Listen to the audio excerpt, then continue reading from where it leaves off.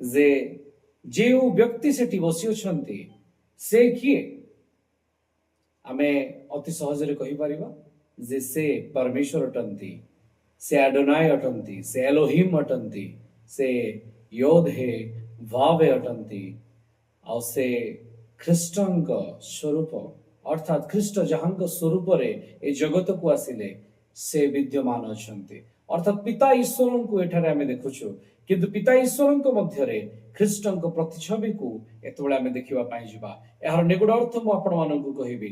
ଯେଉଁ ଅଂଶ ଲେଖାଯାଏ ତାହାଙ୍କର ରୂପ ହୀରା ଓ ମାଣିକ ସଦୃଶ, ଯଦି ଆମେ ତାକୁ ହିନ୍ଦୀରେ ପାଠ କରିବା ତାହେଲେ ହୀରା ଲେଖାଯାଏ ନାହିଁ, ତା ବଦଳରେ ୟସବ୍ ଲେଖାଯାଇଛି। ଇଂରାଜୀରେ ଜାସ୍ପେର ଲେଖାଯାଇଛି। ଆପଣମାନେ ତାକୁ ଧ୍ୟାନ କରିବେ, ଷ୍ଟଡି କରିବେ। ଯେହେତୁ ଆଜି ଆମର ଅନେକ ବିଷୟ ଧ୍ୟାନ କରିବାର ଅଛି, ତେଣୁ ମୁଁ ଆପଣଙ୍କୁ କେବଳ ନୋଟ୍ କହିକି ଯିବି। ଆପଣ ତାକୁ ନୋଟ୍ କରିବେ ଆଉ ନିଜେ ଷ୍ଟଡି କରିବେ। ହିନ୍ଦୀରେ ଲେଖାଯାଏ ୟସବ୍, ଇଂରାଜୀରେ ଲେଖାଯାଇଛି ଜାସ୍ପେର। ଯଦି ଆମେ ଯାତ୍ରା ପୁସ୍ତକ 28 ଅଧ୍ୟାୟ ତାର 20 ପଦକୁ ପାଠ କରିବା, ସେଠି ଯେଉଁ ମଣି ଗୁଡ଼ିକ ବିଷୟରେ ଲେଖାଯାଏ, ସେଇ ସମସ୍ତ 12ଟି ଯାକ ମଣି ମଧ୍ୟରୁ ଶେଷ ମଣି, ମୁଁ ଆଉଥରେ କହିବି, ଶେଷ ମଣି ଯାହାର ନାମ ହେଉଛି ସୂର୍ଯ୍ୟକାନ୍ତ ମଣି। ଏହାକୁ ଏଠାରେ ହୀରା ବୋଲି ଲେଖାଯାଏ, କିନ୍ତୁ ଏହା ପ୍ରକୃତରେ ସୂର୍ଯ୍ୟକାନ୍ତ ମଣି ଅଟେ। ଏହି ସ୍ଥାନରେ ଲେଖିବାର ଥିଲା ଯେ ସେଇ ବ୍ୟକ୍ତିଙ୍କ ଶରୀର ବା ରୂପ କିପରି ଅଟେ? ସୂର୍ଯ୍ୟକାନ୍ତ ମଣି ସଦୃଶ, ଜାସ୍ପେର ପରି ଅଟେ, ଚମକୁଥିଲା, ଚମକଦାର, ସୂର୍ଯ୍ୟ ପରି ତେଜସ୍ୱୀ ଅଟେ। ତ ଏହାକୁ ଓଡ଼ିଆରେ ହୀରା ବୋଲି ଲେଖାଯାଏ, କିନ୍ତୁ ତା ପ୍ରକୃତରେ ସୂର୍ଯ୍ୟକାନ୍ତ ସ୍ୱରୂପ ଅଟେ। ଦ୍ୱିତୀୟରେ ତାହାଙ୍କର ରୂପ କିପରି ଥିଲା ନା ତାହାଙ୍କ ରୂପ ମାଣିକ ପରି ଥିଲା। ଯଦି ମାଣିକ୍ୟ ଦେଖିବା, ହିନ୍ଦୀରେ ଲେଖାଯାଇଛି ସେଇ ମାଣିକ୍ୟ, କିନ୍ତୁ ଇଂଲିଶରେ ଲେଖାଯାଏ କାର୍ନେଲିଆନ। କାର୍ନେଲିଆନ ଯାହାକୁ ଆମେ ରୁବି ବୋଲି ମଧ୍ୟ କହିଥାଉ, କାର୍ନେଲିଆନ ବା ରୁବି। ଯାତ୍ରା ପୁସ୍ତକ 28 ଅଧ୍ୟାୟ ତାର 17 ପଦ, ଯେଉଁ ଅଂଶ ଆମେ ପୂର୍ବରୁ ପାଠ କରିବା ପାଇଁ ମୁଁ କହୁଥିଲି ଆପଣଙ୍କୁ, ଯାତ୍ରା 28 ଅଧ୍ୟାୟର 20 ପଦ, ତାର ଟିକେ ପୂର୍ବକୁ ଯଦି ଯିବେ 17 ପଦରେ ଲେଖାଯାଏ ଯେ ତାହା ଚୁଣି ଅଟେ। ଚୁଣି, ମାଣିକ୍ୟ ବୋଲି ଯୋଉ ଲେଖାଯାଇଛି ତା ବଦଳରେ ଆଉ ଗୋଟେ ଓଡ଼ିଆ ଶବ୍ଦ ବ୍ୟବହାର ହେଇଛି ଚୁଣି, ଯାହାକୁ କାର୍ନେଲିଆନ କୁହାଯାଏ। ଆଉ ଆପଣ ଯଦି ସେଠି ଧ୍ୟାନ ଦେବେ ତାହା ପ୍ରଥମ ମଣି ଅଟେ। ଏଠି ମୁଁ ଆପଣଙ୍କୁ ଦୁଇଟି ମଣିର ନାମ କହୁଛି, ଗୋଟିଏ ହେଉଛି ସୂର୍ଯ୍ୟକାନ୍ତ ଆଉ ଗୋଟିଏ ହେଉଛି ଚୁଣି, ଯାହାକୁ ବର୍ଣ୍ଣନା କରାଯାଇଛି ଯେ ଯେଉଁ ବ୍ୟକ୍ତି ସିଂହାସନ ଉପରେ ବସି ଅଛନ୍ତି ତାହାଙ୍କର ଶରୀର କିପରି ଥିଲା ନା ତାହାଙ୍କର ଶରୀରର ରୂପ ହୀରା ଆଉ ମାଣିକ ପରି ଥିଲା। କିନ୍ତୁ ପ୍ରକୃତରେ ଯଦି ଆମେ ତାକୁ ପିଓର ଓଡ଼ିଆ ମଧ୍ୟକୁ ଯିବା, ତେବେ ତାହା ସୂର୍ଯ୍ୟକାନ୍ତ ଆଉ ଚୁଣି ବା ସେ ମାଣିକ୍ୟ ସଦୃଶ ଥିଲା, ଯାହାକି ଚମକୁଥିଲା, ଚମକଦାର ଥିଲା। ମୁଁ ଏବେ ଆପଣମାନଙ୍କୁ କହିଲି ସେ ଦୁଇଟି ପଥର ଯାତ୍ରା ପୁସ୍ତକ 28 ଅଧ୍ୟାୟ 17 ପଦ ଏବଂ 20 ପଦରେ ଲେଖାଯାଏ। ଗୋଟିଏ ପଥର ଯାହାକି ଚୁଣି ପ୍ରଥମ ଅଟେ, ଆଉ ଗୋଟିଏ ପଥର ଜାସ୍ପେର ସୂର୍ଯ୍ୟକାନ୍ତ ଯାହାକି ଶେଷ ଅଟେ। ଆଉ ପ୍ରଥମ ଆଉ ଶେଷ এই ଦୁଇଟି ପ୍ରସ୍ତର କାହାକୁ ଦେଖାଏ ଯେ ତୁରୀରେ କଥା କହୁଥିଲେ ଯୋହନଙ୍କୁ। ପ୍ରକାଶିତ 1 ଅଧ୍ୟାୟର 10 ପଦରେ ସେ 18 ପଦରେ କହୁଛନ୍ତି, ଦେଖ ଆମ୍ଭେ ଆଲେଫ ଆଉ ଆମ୍ଭେ ତାଉ ଅଟୁ, ଆମ୍ଭେ ଆରମ୍ଭ ଆଉ ଆମ୍ଭେ ଶେଷ ଅଟୁ, ଆମ୍ଭେ ଆଲଫା ଆମ୍ଭେ ଓମେଗା ଅଟୁ। ଆମେ ସମସ୍ତେ ଟିକେ ମିଶି କହିବା କି ପ୍ରେଜ୍ ଦ ଲର୍ଡ। ମୁଁ ଆଶା କରୁଛି ଆପଣ ମାନେ ନିଶ୍ଚୟ ବୁଝିପାରୁଥିବେ ଏଠାରେ ଯାହାଙ୍କ ରୂପକୁ ବର୍ଣ୍ଣନା କରାଯାଉଛି ସେ ଆଦି ଆଉ ସେ ଅନ୍ତ ଅଟନ୍ତି। ସେ ହିଁ ଆଦି, ସେ ହିଁ ଅନ୍ତ ଅଟନ୍ତି, ତାଙ୍କ ଛଡା ଆଉ କେହି ନାହାନ୍ତି। ଆଉ ସେ ଆଲେଫ ଆଉ ତାଉ ଅଟନ୍ତି। ସେ ନିଜ ରୂପ ମାଧ୍ୟମରେ ପ୍ରକାଶ କରୁଛନ୍ତି ଯେ ସେ ଆରମ୍ଭ ଅର୍ଥାତ୍ ଚୁଣି ବା କାର୍ନେଲିଆନ ସେ ଅଟନ୍ତି, ଆଉ ସେ ଶେଷ ଅର୍ଥାତ୍ ସୂର୍ଯ୍ୟକାନ୍ତ ଜାସ୍ପେର ମଧ୍ୟ ସେ ହିଁ ଅଟନ୍ତି। ଏବେ ଆମେ ଦେଖୁ ଯେ ସିଂହାସନରେ ବସିଥିବା ବ୍ୟକ୍ତିଙ୍କ ରୂପକୁ ତ ଆମେ ଦେଖିଲୁ। ସେ ସିଂହାସନର ଚତୁର୍ଦିଗରେ ଗୋଟେ ମେଘର ଧନୁ ଅଛି। ଆଉ ସେ ମେଘ ଧନୁ କେଉଁପରି ଥିଲା, କଣ ଲେଖାଯାଏ କେହି ଜଣେ କହିଦିଅନ୍ତୁ? ପ୍ରକାଶିତ 4 ଅଧ୍ୟାୟ 3 ପଦର ଶେଷ ଅଂଶ କେଉଁ ମଣି ତୁଲ୍ୟ ଥିଲା? ମରକତ ମଣିଷ। ଲେଖାଯାଏ ମେଘ ଧନୁ ମରକତ ମଣି ସଦୃଶ ଥିଲା।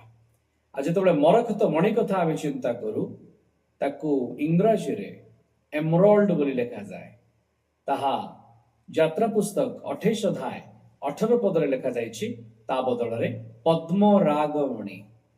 आउ थरे मु टिके रिपीट करी आपन को पचारिबी मरकत मणि बदल रे यात्रा पुस्तक 28 अध्याय 18 पदरे एमराल्ड इंग्रजी शब्द पाई केउ ओडिया मणि लिखा जाइछि पद्मरागमणि। सर कौन मणि खाली आज पढ़ाइले ए पद्मरागमणि चतुर्थ मणि अटे आउ 12टी पत्थर मध्य चतुर्थ मणि कहीं अटे किए कहि परिबे 12टा प्रस्तर 12टा गोष्ठी को सूचाए आ 12 गोष्ठी मध्य मेघ सदृश जे आमान को आवरिकी रखिछन्ते जे छाउनी स्थापन करिछन्ते जे इज्राएल लोक माने गला बेले आपणार मेघर स्तंभ रखुथिले सेई परमेश्वर आपणार रूप बा जो मेघर धनु अछि मेघर स्तंभ अछि मेघ धनु को स्थापन करथिले से कहउछन्ते जे ताहा पद्मराग सदृश अटे। आपण गणना करी देखिबे ताहा चतुर्थ मणि अटे आ चतुर्थ मणि यहूदा गोष्ठी को बुझाए आ हम परमेश्वर जे हमर रक्षाकर्ता अटंती जे दिन बेला आमको मेघर स्तंभ रे कड़े नियंती जे राति रे आमको अग्निर स्तंभ रे कड़े नियंती आ सेई परमेश्वर यहूदा सिंह अटंती। तेणु सेठी देखा जाउछि ता चतुर्थ मणि अटे। एटी जो तीनोटी मणिर नाम आमे देखिले प्रकाशित वाक्य रे तार जदि आमे प्रकृत उत्तर रे पढिबा ताले एपरि ताहा लेखा जीवो जे उपविष्ट व्यक्तिंकर रूप चूणी और सूर्यकांत मणि सदृश आउ सिंहासन चतुर्दिगरे गोटे मेघधनु ताहा पद्मराग मणि सदृश थिला। से आरंभ से शेष अटंती और से यहूदा सिंहजात अटंती सेथिपाई तांकर सिंहासनर या स्वरूप को देखौछि। आमे मिसी कहबा के टिके प्रेज द लॉर्ड।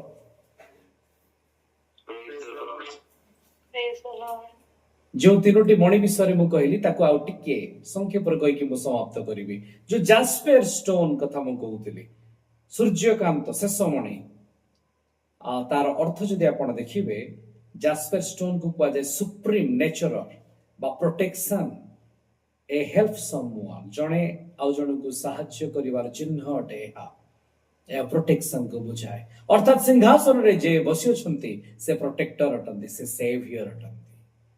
द्वितीय रे आमे आउ गोटे पत्थर विषय देखिले कार्नेलियन स्टोन बा जाको चूड़ी प्रथम मणि बोली कि आमे देखुतिले आउ तार अर्थ जदि आपण जाई कि खोजी कि देखिबे तार अर्थ कार्नेलियन स्टोन रो अर्थ आपण जाई कि चेक करिवे तार अर्थ आसीबो strength and life strength and life आउ एहा काहा को बुझाए रिसीव अनकंडीशनल लव बिना शर्त रे जे प्रेम करंती आ जानंती से हमको बिना शर्त रे प्रेम करि अछंती आमानकर सब शर्त थाई कि प्रेम से बिना शर्त रे आपणार प्रेम को प्रकाश कले चूड़ांत प्रेम को घोषणा कले। शेषर थिला मेघ धनु पाई बा मेघर स्तंभ पाई एमराल्ड स्टोन रो अर्थ आपण जाय कि चेक करिवे तार अर्थ हेउची ट्रूथ एंड लव जाको जे ए लाइफ एफर्मिंग आउ एहा काहा को सुजाए सत्यता प्रेमर प्रतीक ओ परमेश्वर कहले देखो मु सत्य अटे से कहले मु प्रेम अटे जे ईश्वर को कौन करे नाई प्रेम करे नाई से ईश्वरत्व को जानी नाई तेणु ईश्वर ही प्रेम अटंती। मो प्रिय माने ए तीनोटी पत्थर रे जो चिन्ह रखा गला बा तार आत्मिक अर्थ रे आमे जदि बुझिबा जे सिंहासन रे बसी अछंती से हमर रक्षाकर्ता अटंती से आमानक जीवन को आपनर प्रेम दे कि स्ट्रेंथन कले आउ से आपनर जीवन को आम पाई देले आउ तृतीय रे से आपनर सत्यता आ प्रेम आमान को देकी सिंहासन रे बसी अछंती। आसुन